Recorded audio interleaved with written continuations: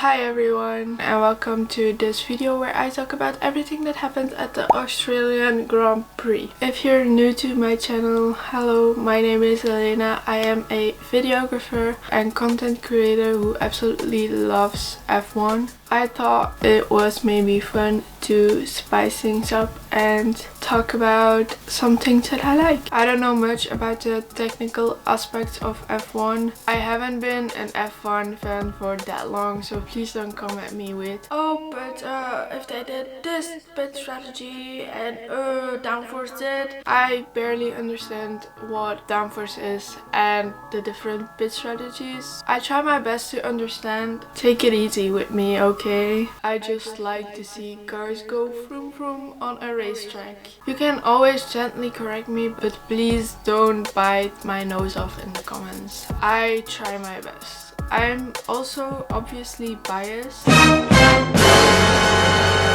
I will try to keep this video unbiased, and also please keep it nice in the comments. I don't want to see any hate to any of the drivers. We don't do negativity here, okay? This is a positive space. That being said, let's get into the Australian Grand Prix. In this debrief, I will cover anything remotely interesting that happened during the weekend, as well as qualifying and the race in greater detail. I won't cover practice sessions unless something interesting happens. That being said, let's get into the first point of the day, and that is this week's F1 notice board. I will do a notice board every week with news that came out during the week. Okay, the first point on this week's F1 notice board is Oscar Piastri extends his contract with McLaren for multiple more years. I think Zach saw that clip from Drive to Survive where Horner said that he'd sign Oscar and was like, no, I don't think so. A few more years of evil, sinister, evil and orange, evil, sinister and orange. Next on the notice board, the F1 movie trailer came out. I saw it. I don't have anything else to comment. And last on the notice board is Jonathan Wheatley will join Sauber as a team principal next month. I don't really know who this guy is, but congratulations to him. That brings us to qualifying. The first thing that stands out to me during this qualifying session is that Haas seems to have issues this weekend. Ollie Behrman already put it in the barrier doing practice when his wheel tried to finish the lap on his own. But even now in Q1 there were issues with his gearbox, if I'm not mistaken, and Ocon also seems to have a difficult weekend. So yeah, Q1 sees them both out in P19 and P20. Also out in Q1 is none other than Liam Lawson. Moment of silence, please. Think I've seen this film before. He finds the grass and messes up his lap, and that means that yet again Yuki Tsunoda outqualifies a Red Bull, and they try to tell me that he's not qualified for that Red Bull seat. Also out in Q1 are Nico Hülkenberg in P17 and Kimi Antonelli in P16, and that leads me to my next point. Bortoleto outqualifying his teammate, and he seems very quick even in that tractor of a car, and I'm looking forward to what his season and what his weekend brings. Someone else who seemed very quick to me is Jack Doohan. Unfortunately, due to a yellow flag, he had to abandon his lap. I really think that if the yellow flag didn't happen, he would have progressed to Q3, but who's to say? The whole field was separated by 6 tenths, so who's to know? It's always if, right? If my mom had balls, she would be my dad, so. Alonso in Q1 seemed very quick too, but for some reason I can't remember why. He abandoned his first lap in Q2 and he didn't try again. So Q1 sees out Bortoleto, Doohan, Stroll, Alonso and Hadjar, with Hadjar as the fastest rookie. Now, both McLarens had a rather messy first lap in Q3. Lando's lap even got deleted because of track limits, but Lo and behold, did they pull through. They really put their feet down and locked out the front row. We've got Lando on pole and Oscar in P2. That does give me flashbacks to Monza last year, but I'm not gonna panic too soon, okay? We've got Verstappen in P3, so kudos to him for putting that car in P3 considering where his teammate is. He also seems very quick. I mean, it's Max Verstappen. Even though it was rumored that Red Bull wouldn't be very fast. Not as fast as the McLaren. Max even said in an interview that it'd be a miracle if he made it to the second row, and look at that, he did. So we have Russell in P4, Yuki Tsunoda in P5, Alex Albon in P6, out-qualifying both Ferraris, may I add. He deserves it so much. I'm so happy for him and Williams. We have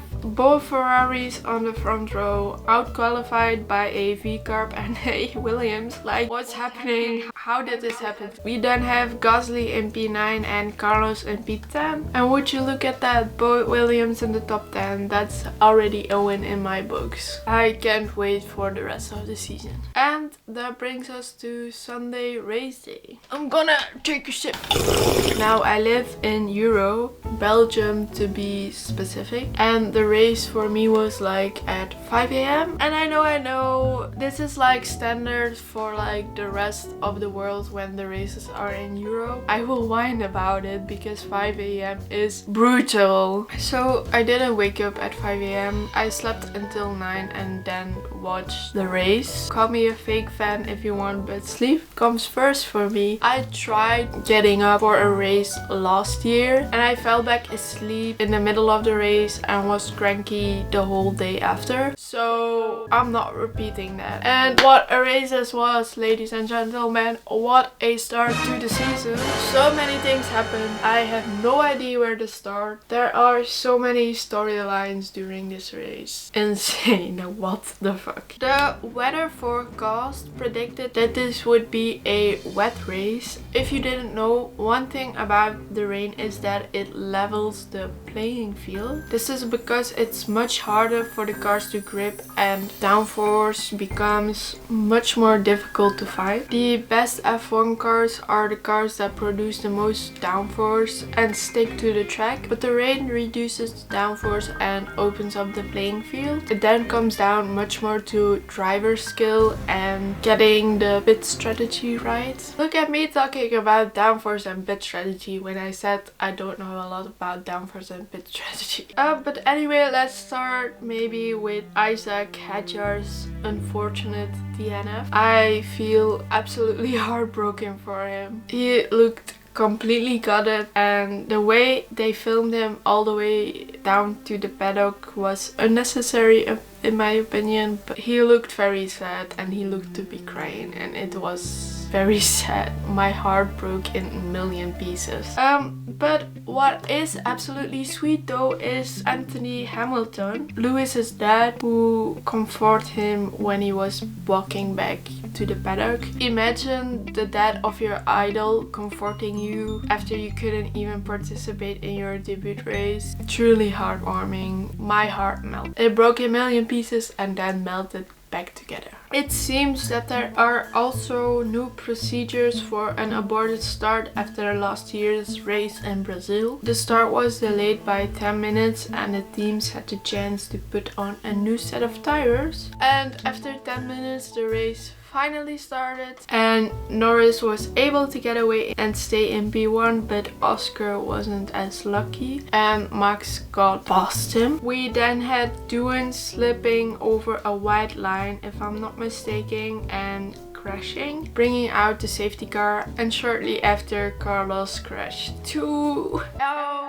Both cars were out after the first lap, so bringing the total to 3 DNFs already. Like goddamn. Notably, an exclamation mark now appears next to the names of the drivers being investigated by the stewards. This time it was for Alonso and Tsunoda for safety car infringement, which later was discarded. But I think it's a fun little detail, the exclamation mark. So the top 3 then managed to pull away from the rest of the pack and a few overtakes took place. We saw Kimi get past Hülkenberg, but then he spun out, causing him to lose the position again. Later he managed to overtake Hülkenberg once more, and Kimi overtook Stroll as well. Kimi Antonelli, I think he is one to look out for. We then have Max making a minor mistake, allowing Oscar to get past him. By that point, Max's tires were completely worn out though, and both McLarens managed to break away from him, building a gap. Can I just say, they seem to be in a league of their own. I think we're gonna see those two fighting for the championship, with Max probably also. I think we're gonna see those 3 in the championship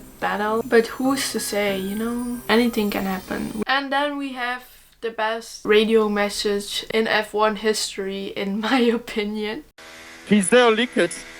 A leakage of what? I have the seat full of water, like full of water. Must be the water. Let's add that to the words of wisdom.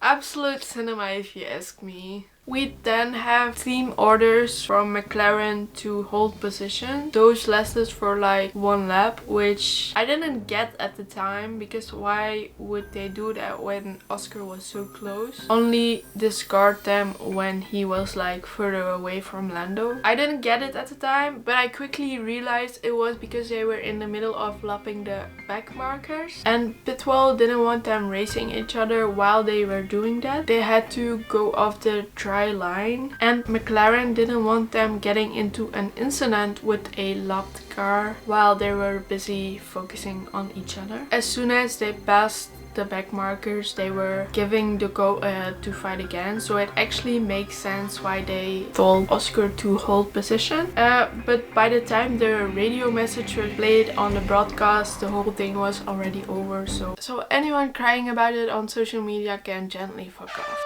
We then saw Alonso put it in the barriers, which brought out the safety car again. This led to huge strategy decisions, and basically everyone pitted except the Haas drivers, who pitted at the end of the safety car period. If you understand why they did that, let me know, because I didn't really understand why they did that, but maybe there was a good reason. And can I just say how refreshing it is to hear Esteban Ocon's racing engineer, a woman, on the radio. If you didn't know, Laura Muller is Ocon's racing engineer, and she is the first female to hold this position in F1, which is such a huge step in the right direction for this sport, and I'm so excited for what the future is gonna bring for women in motorsport. You go, Laura Muller. I'm so proud. Anyway, the safety car basically reset the whole race, and there was also heavy rain looming on the radar, and some teams were unsure of what strategy to call, because this decision basically would make or break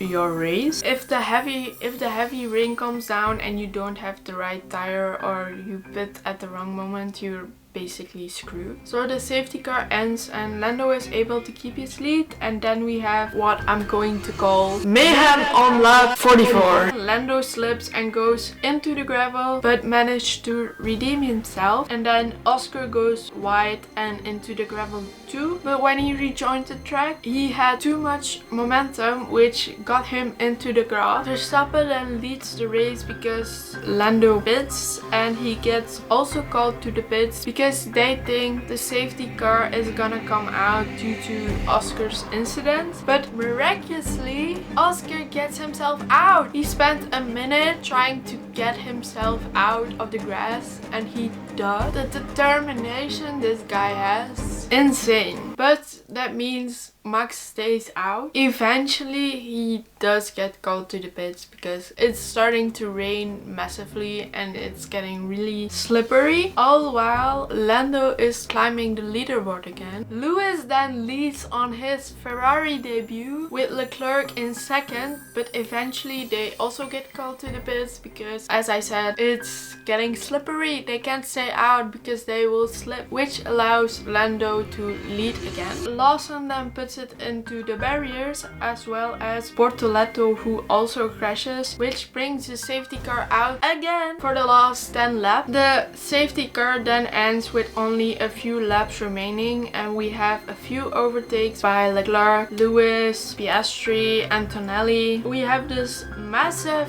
last lap overtake by Oscar on Lewis, which was truly epic. That overtake was so fucking good. Lando and Max were battling it out at the front, and Max got really close at the end, but in the end Lando won the race, all while he apparently had floor damage, which is truly impressive. Like, how the hell do you do that? You can tell that after Abu Dhabi he developed a new level of confidence in himself, and during the whole race he was extremely calm and smart under pressure while leading. He showed he was ready to fight and that he learned from his mistakes from last year, which in my eye makes it so deserved that he won. I can't wait to see what the year brings. You haters can say what you want, but I know my goal. And also 2024 was so important for both Lando and McLaren in terms of learning and figuring out how to fight at the front, which makes me as a McLaren fan extremely proud. I wasn't gonna be biased, but here I am. Also, we suddenly had like 5 minutes without timings and pit stop timings. Didn't show either. What was that about F1? Why? That makes the results of the race. In P1 we have Lando Norris, P2 Max Verstappen, P3 George Russell, P4 Kimi Antonelli, who got a penalty but it was later revoked, so he stays in P4, and that on debut. That's so impressive. P5 Alex Albon, P6 Lance Stroll, P7 Nico Hulkenberg, also a massive story that came out of this Grand Prix. P8 Charles Leclerc, P9 Oscar Piastri, which is massive after a whole debacle on lap 44. Any other driver would have given up, but he was determined to get back out on the track. I'm just so impressed with Oscar and the way he pulled through, and I really think he's gonna be a championship contender this year. I'm just so excited for what this year is gonna bring. P10 we have Lewis Hamilton, P11 we have Pierre Gasly, P12 Yuki Tsunoda. He was fighting up there with like Alex Albon, so I don't know what happened, but P13 Esteban Ocon, and P14 Ollie Behrman, with Kimi Antonelli and Ollie Behrman the only two rookies finishing this race. And we have 6 DNFs. There were so many storylines during this race, so I probably missed a couple. So let me know in the comments what your favorite parts were during this race and what you were thinking, because I certainly was on the edge of my seat the whole time. But yeah, that was it for this debrief. I hope you guys liked it, and let me know if you did, or if you didn't like it, don't let me know, because I don't want to know. And don't forget to subscribe if you liked it and you want to see more videos. I'll be back for the Chinese Grand Prix next week, so look out for that, and I'll see you guys next week. Bye bye!